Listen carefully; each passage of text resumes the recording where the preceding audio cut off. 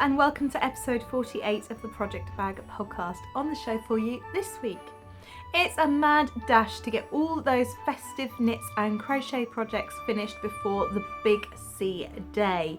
I have 2 finished objects for you.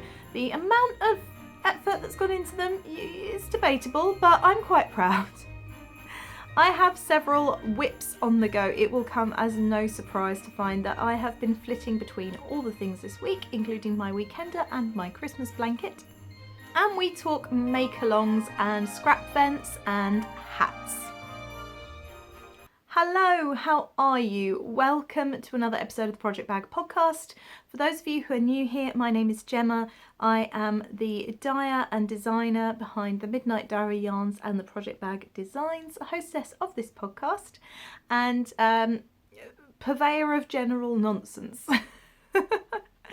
I'm coming to you as always from my home in Kent, where I live with my husband and my 2 cats, Archie and Kit 9, and my dog Magnus.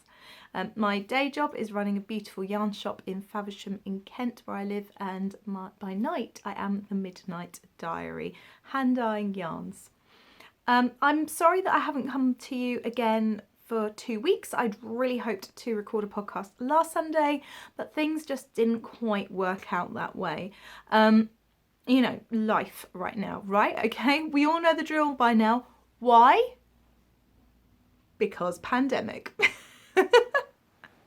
That's going to get as old as the crack those whips Cal does, but you don't have to hear that again until next year. If you are returning, welcome back. Thank you for coming to spend some more time with me. I hope you are well. I hope you've had a productive couple of weeks and your hands, fingers, wrists, brains aren't hurting too much from the mad dash to get everything finished before the big ho ho ho day. So let's get on with it. All the places you can find me if you're new here and want to follow, you can find just down there. I'll put everything you need to know in the description box. It is quite late here. It is already dark, but I've got my studio light, so hopefully we will be a-okay. So on to make-along news. Let's just start with a little bit of admin. Oh no, more exciting than that. All of the Christmas Eve boxes have now shipped. I understand that even with Royal Mail's delays at the moment, because pandemic, they will be with you in time for Christmas Eve. If you have ordered a Christmas Eve box from me, please do check your email inboxes within the next couple of days, because you will be receiving the list of main ingredients for your festive treat. For those of you who don't know, each year, I say each year, I started last year, so this is now the 2nd year. I think that qualifies to say each year. Each year, between sort of June and September, I launch my Christmas Eve box. The Christmas Eve boxes are based around a festive treat. I like to play it a little bit left of field, so you won't get mulled wine and gingerbread and things like that from me. Last year we did stained glass windows biscuits with the secret ingredient withheld, so I gave the main ingredients for the recipe, you know, the basic stuff like eggs, flour, sugar, whatever. I gave the main ingredients way ahead of time so people had time to get them, and then in the Christmas Eve box itself I included the secret ingredient which would have given the game away, which in this case was boiled sweets, because they form the windows of your stained glass window. I also dyed yarn around that theme, and there was a beautiful pale biscuity yarn with bright flecks of stained glass gloriousness going through it. And yeah, this year I've done something different again. It's completely different to what we did last year. It's completely different to anything I think that you will probably find in any other Christmas Eve boxes or Christmas boxes. But also I have not 1 but 2 designs. I teamed up with the lovely Anna Nikiforovich, who is on our TV screens a lot lately. She's turning into a bit of a superstar. And the lovely Anna Freeberg. They are Muchka and Yarnisty respectively. Anna Nikiforovich teaches knitting and crochet. She's a knitting and crochet designer, but is predominantly known for her crochet skills. You would have seen her on things like Kirsty's Handmade Christmas. She recently released in March an absolute sellout book called Crocheted Wreaths for the Home, which I had the very great honour of doing the book launch for, which is, you know, my part of my day job. and she has contributed a crochet design for the yarn that I dyed for my Christmas Eve boxes. And Anna, who has is a technical editor, so Anna Freeberg, who's a technical editor, she does something scientific by day, and by night she designs and tech edits. She has a fantastic collection, which I own and I'm particularly fond of, and she does some rather fabulous socks. She has designed something as well in knitting. All I'm going to say is they aren't socks. Neither pattern are socks, and that's all I'm going to say. Both designers got a skein of the yarn. I dyed it way back in the spring, because I wanted to have them all the same, and I knew that if I sort of settled on my dye, my colourway in the spring, I wouldn't necessarily be able to recreate it in the autumn. So I dyed all the yarn for the boxes back in the spring, and they have absolutely knocked it out the park. I am so excited about the designs. Now, why am I bothering telling you all this if half of you don't have Christmas Eve boxes? Well, because I thought I should let you know what I'm talking about when I say the Christmas Eve boxes have all dispatched, and do check your inboxes for the recipe. But also, you don't want to miss out, do you, next year? They sell out quick. They do sell out quick. So watch out for me, the Midnight Diary, releasing my Christmas Eve box 2021. And that will be released for pre-orders from May or June next year, probably the 1st of June. I already know the theme. I am going to be dyeing the yarn in January, and I'm really excited. So yeah, for those of you who don't have the Christmas Eve box, you do not have to miss out, because Anna and I are going to be doing a make-along for the patterns within the box. So obviously if you've got the box, you're going to be making it in the yarn it was designed for, and that's a little bit exciting. But on the 1st of January, the patterns are going to be available for general release. That's the discussion I had with Anna and Anna when I asked them if they wanted to come on board and contribute a pattern. It was on the understanding it's exclusive and for 1 week, and then they can sell it themselves. And they were more than happy with that. And what's really exciting is that we're going to team up and do a make-along on the 1st of January. So, new make-along for 2021 already announced. You heard it here first. It's really exciting. I want to do both. I will not be using, I want to do both designs. I will not be using my Christmas Eve box yarn because I don't have any left. So I'm going to be having fun seeing how it works up in different things. Make sure you're following Anna Nikiporovich and Anna Freeberg. I will put their links just down there as well for you to follow them, and make sure that on the 1st of January you are ready to purchase those patterns from those fantastic designers and join us in a make-along. Okay, so let's carry on. Let's do a little bit more admin. Couple of make-alongs still going. The Cozy Creature Comforts Cal, which I have not mentioned in ages, mostly because I'm not actually working on it yet myself. And also I know a lot of the people who are doing it with me have also kind of let it slide by the wayside. We're going to revive that in the spring. So the idea of that is that it's a colour work project that has something to do with animals. Cozy Creature Comforts. It all started when lovely Jo, who makes the most incredible bags and is going, the next year is going to be the year of Jo's incredible bags. So watch this space. We're all on at her. She gifted me a pattern called Raise the Woof by Casa Pinker, and I am so looking forward to casting this on. I've actually changed my mind 4 times since the summer about the colourways I'm going to use, so I will share that with you in the spring. Other colourwork news? No.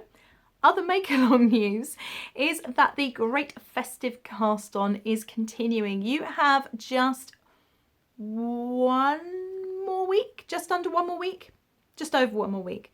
You've got until Christmas Eve, basically, all right? You've got until Christmas Eve, and then it's done. It's finished, finito. I will draw winners, and I may even announce them on Christmas Eve on Instagram, on Facebook, and possibly my YouTube channel. I might do a little Christmas Eve sit and knit a while session. We shall see what happens, and that's all there is with that. Is that everything? The vanilla along, the last one, the vanilla along. I have no idea when Alice is planning on wrapping this up. I'm sure she will watch this and put a comment in the box below, in the comment box down there, and let us know when it's wrapping up. But basically anything that is completely plain, perfectly simple. I think we're even going as far as counting like 2x2 rib or something. Will count for the vanilla along. And as far as I'm aware, whips are welcome. So yeah, make sure you are following the Dr. Sockstagram podcast to get involved with that. Right, I need to grab a drink because I have been talking solidly for 11 minutes and showing you absolutely zero knitting or crochet at the moment. And while I'm doing that, why don't you take a look at our calories? Thanks, Dunderknit.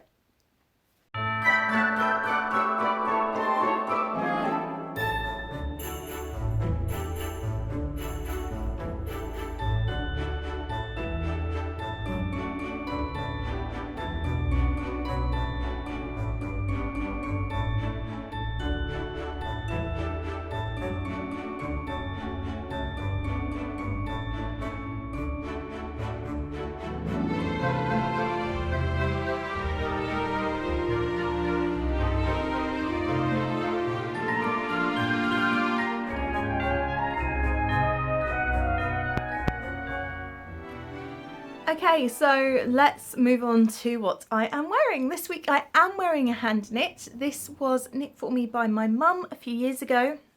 I think it's Serdar Suki or Ella. I'm not sure. I think it's a discontinued yarn anyway. It's a little bit scratchy if I'm honest because of all the sequins in it, but all these little sparkles are actually sequins, and it's knit sideways, so you can see the leaves. Yeah, so it's knit sideways, it's short sleeved. I really love it. It's a little bit too hot to wear in the spring and summer months, and in the winter it's too cold because it doesn't have sleeves, but I think it looks kind of cute over a long sleeved top. So I'm wearing that today to bring a little bit of festive sparkle. I have no hand knit socks on. Mags and I we went for a bit of a yomp around Moat Park, which is a really, really big park near where I live in Maidstone in Kent. And we went off the path a bit, didn't we? Yeah, he's fast asleep. We went off the path a bit and got a bit lost, and my boots had holes in, and so like I was just like squelching. It was not good. But yeah, we ended up walking for about 5 miles, not because we were lost. We probably added an extra mile on because we got lost, but that's not too bad. It took a long time though because it was off the path and on a track that had just sort of been beaten by lots of footsteps, which is fine, apart from the fact we've had lots and lots of rain, and I was just sort of going, whoa, whoa, whoa, whoa, with every step, but hey ho, there we go. So on to finished objects. Now the first finished object, which I did not mention at the top of the episode, but I am not recording that intro again because time, is something I actually haven't got here to show you, and it is my new design, my first proper independent crochet design called the Railings Cowl, which I am very excited about, and I shall put some pictures up here while I am talking. So I have wanted to expand my designing and my skill set into crochet for a while. I'm a big believer that yarn is not just for knitting, it's all crafts. You know I like to be multi-crafter, and I just wanted to do something a little bit different. And I have this gorgeous superwash merino chunky yarn for sale in my shop, and I just really wanted to do something with it. And I thought, you know what, a big squishy cowl will be just the thing. So I was inspired by the different sorts of railings I've been seeing around people's gardens. Lots of people have been doing DIY, and also the type you used to get in Victorian times and Edwardian times, the cast iron railings. I wanted something that was breathable and not too stiff, because crocheting in a chunky fabric could potentially produce quite a stiff fabric. Now this is out for testing at the moment. I sent the pattern off finally a week late to my wonderful testers today. I'm using my superwash chunky merino yarn in the colourway Berry Kiss for this one. Now the reason I don't have it to show you is because when I was writing up the pattern, I decided to go backwards through it and see if I could just make sure that sort of reverse engineer it, I guess, and make sure that it actually made sense. And also my sample had come out too big. In these photographs, I've actually clipped 2 repeats together at the back of my neck because it came out bigger than I was expecting. So I'm going to go ahead and crochet again, but I do have some other crochet ideas that I really want to work on as well. So that's all very exciting. Thank you to my testers. There are some hashtags that are going to flash up here or be right down there for you to follow on Instagram so you can see what my testers create. So yeah, it takes 1 skein of chunky. It took me about 70 grams to do mine. So yeah, it needs about 70, did we say 70 meters? Or no, not 70 grams. I think it needs about 70 meters of yarn, which in my case is 70 grams because it's 100 meters per 100 grams grain. But anyway, can't go with grams, need to go with meters. That will be a paid for pattern and it will be coming out hopefully this side of Christmas. I just need to make sure it's as good as possible before I send it to my tech editor, and then obviously my tech editor is a very busy lady as well. So we'll just have to see. But I have big plans for more patterns in that collection to come out in 2021 as well. Okay, on to some other finished objects. Now these are finished objects from Christmas past. First of all, you may or may not remember, if you're a long-term viewer of the podcast, the, I can't even remember the name of it now, but it was a cardigan that was designed for Expression Fibre Arts, and I test knit it in the most gorgeous creamy coloured cashmere from Juno Fibre Arts. And then a little while later, a year later, it had a washing accident with some brightly coloured socks, and on my beautiful cream cashmere cardi, I ended up with bright pink and bright green splodges. So someone suggested in my Yarn Dyers group that I belong to on Facebook, well, why don't you overdye it? But this absolutely terrified me. 1, I've not overdyed anything before, and 2, cashmere, come on, this is precious stuff. But I just thought, do you know what, this isn't doing anything for me. And I thought as well that it might really suit my mum for Christmas. I think it's probably a bit small for me now as well, because I was a bit smaller when I knit it. It is just a really simple, not simple to get on apparently when you're wearing all the layers, but it's a really simple, loose fitting, kind of like, almost like a gilet type thing, but it's longer line. I'm not going to stand up because it doesn't fit me, with a little hood, which I played yarn chicking with this one, so the hood's a bit... Oh my goodness. See, I knew that I couldn't wear hats, but apparently I also can't wear hoods. I definitely don't have a head for hats, put it that way. Anyway, I thought if I overdye it black, it's the sort of thing that my mum would be able to wear really easily. Now, my mum overheats really quickly. She's a tiny little sparrow of a thing. She actually has Parkinson's disease, which, as you may or may not know, is categorised by kinesthesia, which means involuntary movements and tremors and things. So basically my mum is never ever still. Her body is on the go all the time. And as a result, she has lost a lot of weight. She's now a very, very tiny lady.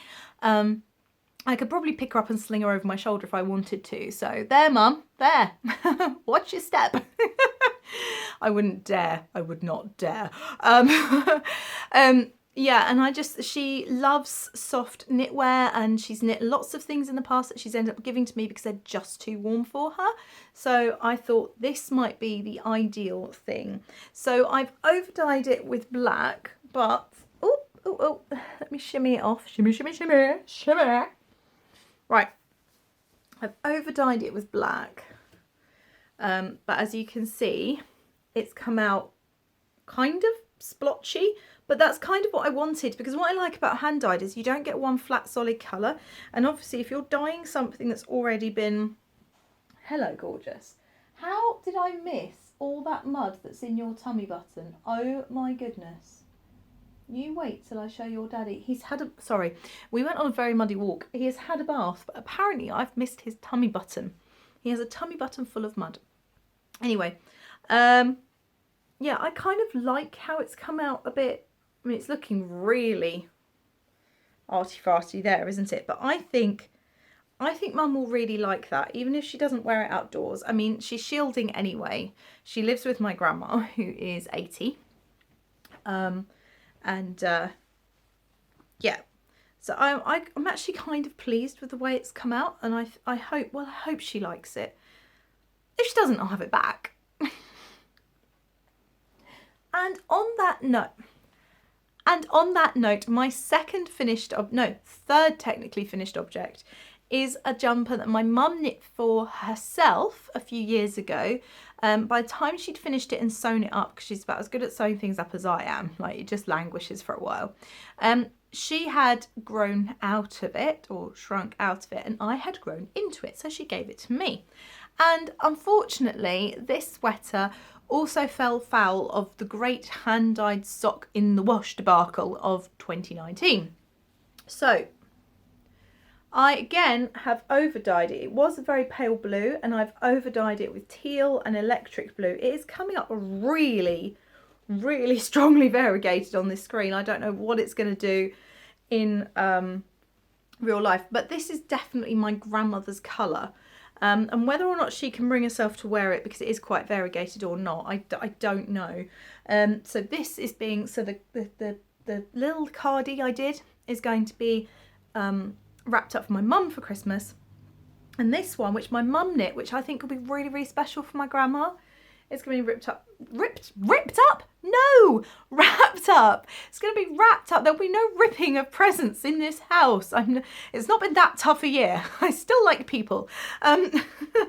Will be wrapped up for my grandma for Christmas, and I think that will really suit her as well. She suits a scoop neck, and this is super, super soft and lovely. And it means that she's got something my mum has knit, which, as you may remember, no one knits for my grandma.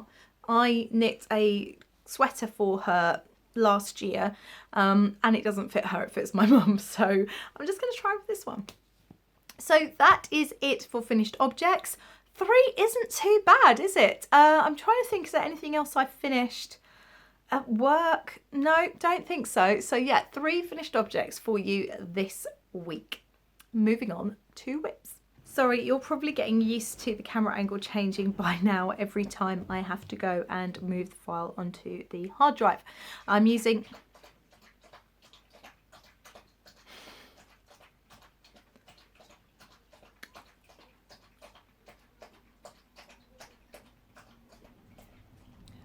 one thirsty puppy. Hey pups.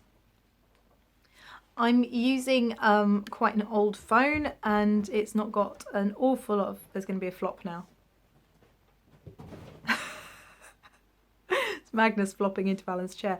There's not a lot of memory, so every 10 minutes or so I have to go and move the file over. Anyway, on to whips, and it is definitely a race to the finish to get things finished for... race to the finish to get things finished? Duh, that was redundant language. It's a race to the finish for all my Christmas projects. Obviously, I've kind of cheated by having 2 that are overdyes, but I'm counting them. My rainbow socks that I started for my dad, which really needed to be posted yesterday, I have got no further. So at the moment, I may just post him 1 sock with an IOU.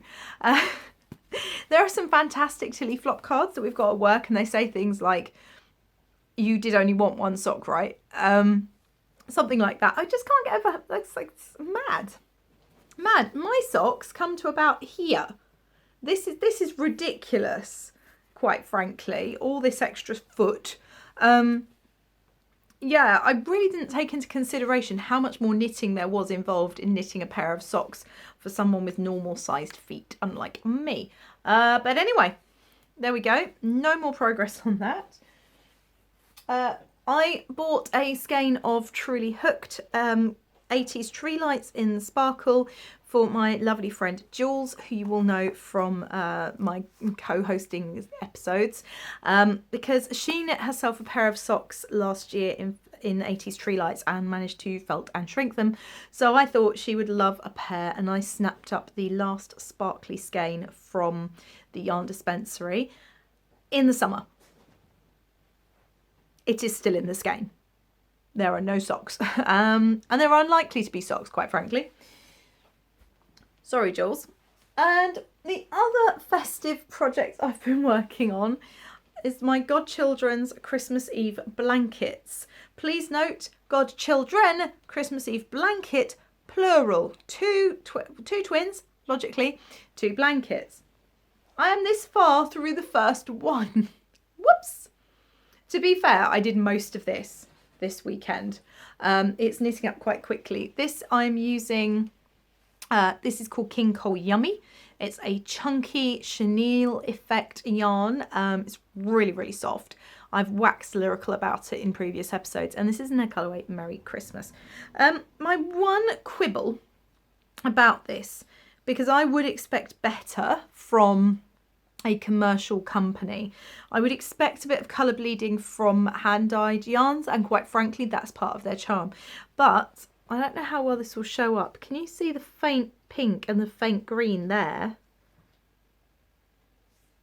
Come on. Don't know how to get it to...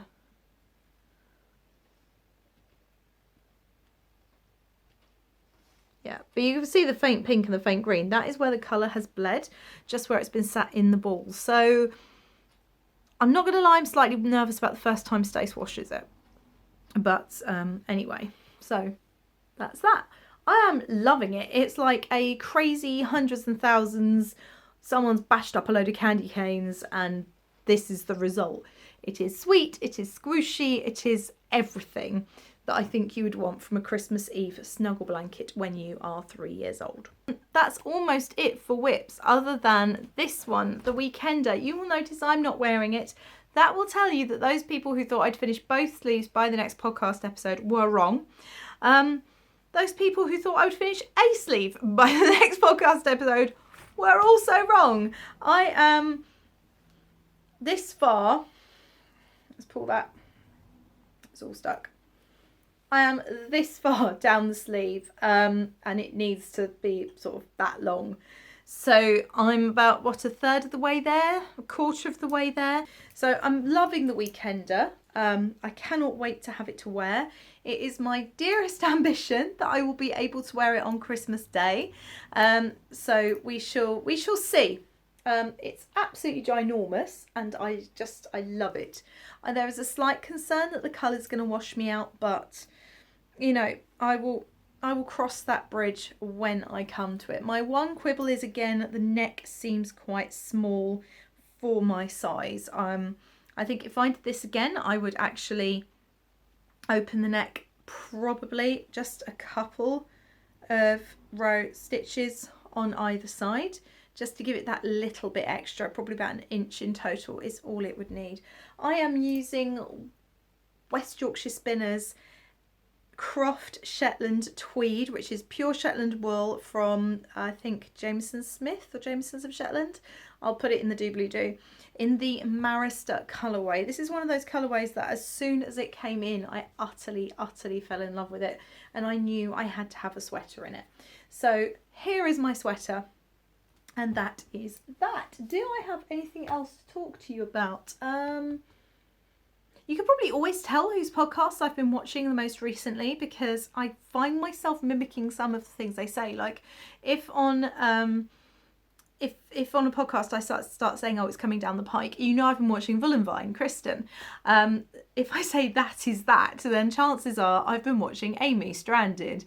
Last time we had the Weekender Boobies, or whatever it was we said. So yeah, I'm nothing if not influenced. It was awful. I binge watched The Crown a few weeks ago, like when it came out, basically binge watched it. And I was on the phone to a colleague and I genuinely said, oh, well, you know, I wasn't told off. Off? Off? I wasn't told off. It's like, what are you doing, Gemma? Just what are you doing? It's a convergence technique. I actually spoke to someone at the British Library when I was an English teacher. I used to teach A-level English language, and we went on a trip to the British Library and we sort of looked at linguistics and language acquisition, all that sort of thing, and dialect. And I said, why is it that I can't help but mimic the cadence and sort of rhythms of how other people speak, and occasionally pick up on some of the accent?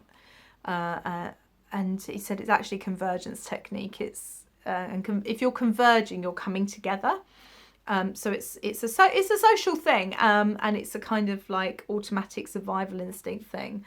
I don't know, maybe I'm just trying to camouflage myself with other people and say, look, see, I'm one of you. I'm one of you. It's fine. I'm not some sort of alien presence. But yeah, anyway, I'm digressing massively. There's not really a lot else to talk about. I had great plans for what I was going to do with these podcasts in the run up to Christmas. I knew I wasn't going to do Vlogmas because time. And also I don't have the most interesting life at the best of times. I think 2018 when I did it, that was quite good fun because I was teaching all around Maidstone, and I was sharing Christmas traditions, and also it really was a great distraction for me in my first Christmas without my daughter. But then my charger exploded partway through. But the other thing is, if you start watching people's Vlogmases, and some Vlogmases are really, really great, okay, don't get me wrong, Vlogmas is great. If you want to do Vlogmas, more power to you. But some of them are like full podcast episodes long, almost every day. And there's so much pressure to sort of perform and be interesting, and that's harder than ever. I mean, I must admit, I felt like I couldn't live up to some of the ones who were going to a different Christmas market every other day and things like that. I just don't have the energy, let alone the time. So I think that it can make you sort of look at your own life possibly in a negative way. I am enjoying watching the few that I am watching. Gotta be honest, I'm watching Amy's. I say watching, I watched all of them in my lunch break at work the other day because I'm trying not to work through my lunch break, and they're teeny tiny, which is great. But for me, that's just like catching up with a pal. So yeah, no Vlogmas this year. I was going to do sort of a little advent episodes. I may have put something shiny and sparkly and tinkly on the top of the episode in the intro and outro, so you can watch out for that. And I might also include just some little photographs and bits of footage of things that I've been up to at the end, but it's not going to be all bells and whistles, I'm afraid. But yeah, I mean, none of this will be surprising to you. If you are a long-term viewer of the podcast, you know that I make great plans and then nothing happens. Nothing happens. I haven't even finished my own festive socks at this point. I have one festive sparkly sock and a part of a festive sparkly spock.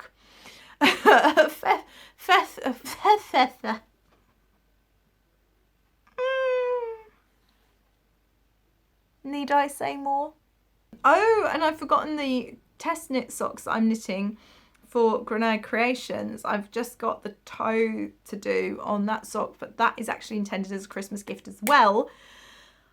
Oh, crumbs. I can't see most people. Royal Mail's running really, really late with stuff. I can get away with this, right? I mean, it's the thought that counts.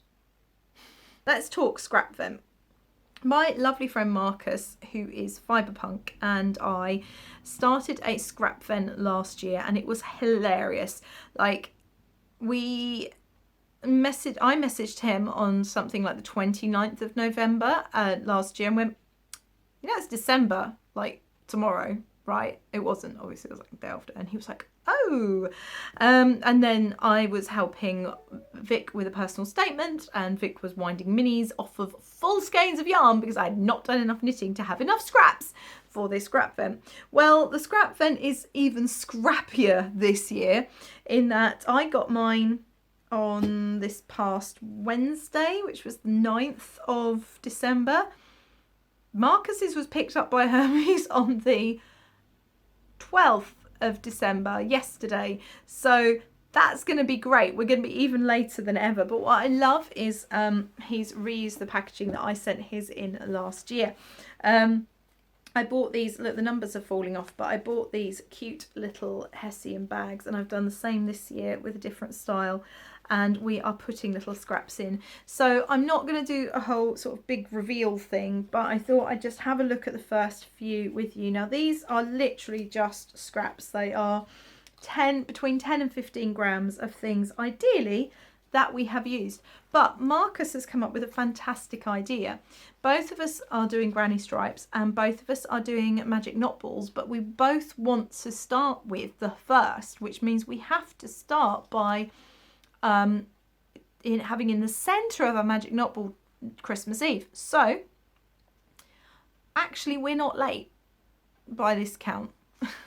So Christmas Eve, here we go. What is this one? This is, who knows, probably also German. I should keep track of these things. See, I told you it was scrappy. So Marcus has absolutely no idea what he's sent me. Let's have a look. Honestly, scrap vents are so much fun, and you just got to be super chill about it. Oh, that's really nice. Look. So it's kind of minty, foresty green with like geranium-y colours.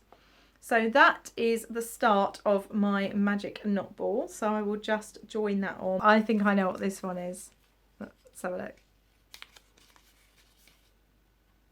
Oh no, it's not at all. This is After Hours Yarn, who are fantastic dyers from Greece. And this is called Just a Trick.